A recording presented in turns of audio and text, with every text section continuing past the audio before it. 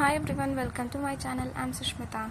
ఈరోజు బెండకాయ పులుసు ఎలా చేయాలో చూద్దాం. మీకు కనుక వీడియో నచ్చినట్టయితే లైక్ చేయండి, షేర్ చేయండి, నా ఛానల్ని సబ్స్క్రైబ్ చేయండి. దీనికోసం ముందుగా టమాటాలని, బెండకాయలని, ఉల్లిపాయలని, పచ్చిమిర్చిని ముక్కలుగా కట్ చేసుకోవాలి. ఒక గిన్నెలో చింతపండుని కూడా నానబెట్టుకోవాలి.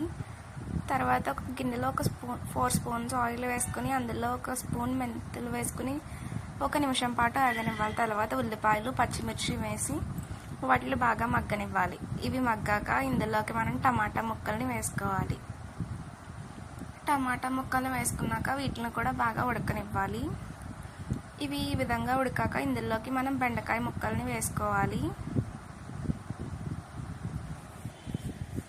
బెండకాయ ముక్కల్ని వేసాక 1 నిమిషం పాటు ఉడకనిచ్చి తర్వాత అందులోకి మనం ఉప్పు, కారం, పసుపు వేసుకోవాలి.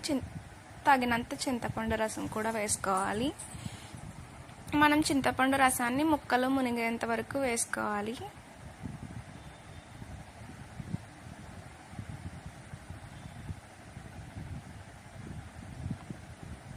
ఈ విధంగా ముక్కలు మునిగేంత వరకు వేసుకోవాలి. ఈ ముక్కలు అనేది మెత్తగా అయ్యేంత వరకు మనం ఉడకనివ్వాలి.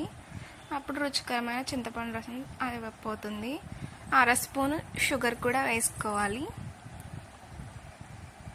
ఈ విధంగా మెత్తగా ఉడికినట్టయితే ఎంతో రుచికరమైన బెండకాయ పులుసు అనేది రెడీ అయిపోతుంది.